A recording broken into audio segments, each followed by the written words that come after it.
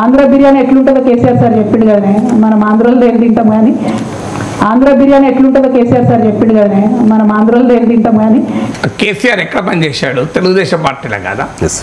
So మనకు ఒక భాష, ఒక సంస్కృతి, ఒక ప్రాంతము ఎప్పుడూ కూడా న్యాయం కాదు. ఇది తెలంగాణ ఉద్యమ సమయంలో తెలంగాణ సాధన కొరకు ప్రజల్ని ఉర్రూ తొలగించటానికి అప్పుడు వాడిన పదాలు ఇప్పుడు మాట్లాడడం అనేది మరి కవిత ఏ రాజకీయ లక్ష్యం? ఆమె తండ్రి, ఆమె ఇప్పటికీ కూడా నేను కేసీఆర్ నా నాయకుడు అని చెప్తున్న కేసీఆర్ ఆంధ్ర వాళ్ళ కాళ్ళకు ముళ్ళు కుచ్చుకుంటే నా పన్నుతో తీస్తా అన్నాడు. మర్చిపోయినామా అది? అయినా మనము ఈ ఆహార నియమాలు, ఇప్పుడు ఆంధ్ర ఆవకాయని ఇప్పటికీ మనం తినమా? ఆంధ్ర మాగాయ ఎంత రుచిగా ఉంటుంది. పూతరేకులు తింటలేమా? హైదరాబాద్లో మీకు పూతరేకులు షాపులలో అమ్మరా? హైదరాబాద్ బిర్యానీని ఆంధ్ర వాళ్ళు ఇష్టపడరా?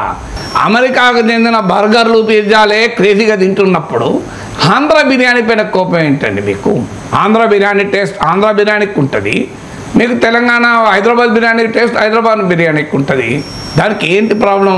గుంటూరులో గీతాకే శంకర్ విలాస్లో తింటే చాలా ఆనందంగానే ఉంటుంది. ఎవరికైనా ఆంధ్ర వారికైనా హవాను ఉంటుంది, రవ్వ తినండి. తెలంగాణ వాళ్ళకైనా టేస్ట్ ఒకటి ఉంటుంది. తెలంగాణలో ఒక రకంగా, ఆంధ్ర వాళ్ళకి ఒక రకంగా ఉంటుంది ఆ టేస్ట్. సో అందువల్ల మీకు ఈ రకమైన ధోరణి ప్రాంతీయ విద్వేషాలను పెంచి ఒక ప్రజల్ని అవమానించడం ఇప్పుడు కూడా. అందువల్ల ఒక్కొక్క ప్రాంతానికి ఒక్కొక్క ప్రత్యేకత ఉంటుంది. ఆ ప్రత్యేకతను మనం గౌరవించాలి. మీరు హైదరాబాద్లో చూడండి, కొరియన్ ఫుడ్. అందువల్ల మీకు కొరియన్ ఫుడ్డే కాదు, మీకు థాయ్ ఫుడ్, థాయ్ రెస్టారెంట్లు ఎన్నున్నాయి హైదరాబాద్లో. ప్రపంచమంతా గ్లోబలైజ్ అవుతుంది. అమెరికాలో ఆంధ్ర హోటల్స్ ఉన్నాయి, హైదరాబాదులో ప్రపంచంలో అన్ని దేశాల హోటల్స్ మీకు కనబడతాయి.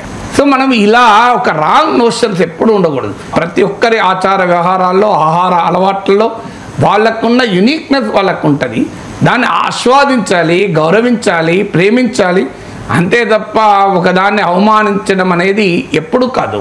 తెలంగాణ సాయుధ పోరాట, నిజాం వ్యతిరేక పోరాటానికి ముందు ఎక్కడ ఏర్పడిన నిజాం వ్యతిరేక రాజకీయ చైతన్యానికి నాయకత్వం ఇచ్చింది ఆంధ్ర మహాసభ కదా. దాని పేరే ఆంధ్ర మహాసభ. ఆంధ్ర మహాసభ నాయకత్వంలోనే పోరాడాం కదా.